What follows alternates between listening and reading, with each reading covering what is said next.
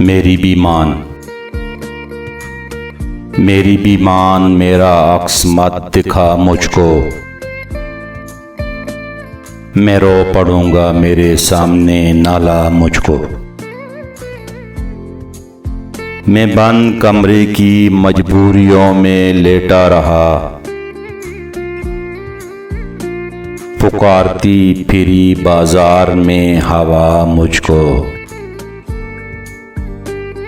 तू सामने हो तो आवाज कौन सुनता है,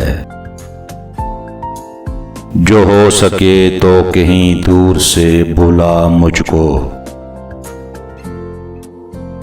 तू अक्स बन के मेरे आईने में बैठ रहा,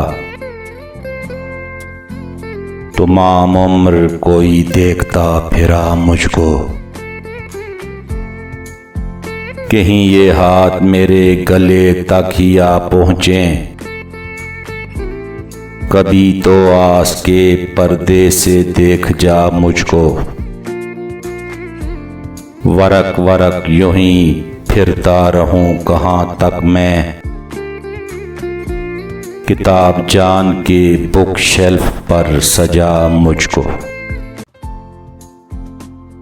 खुदा तो अब भी है वो, अश्क क्या बिगड़ जाता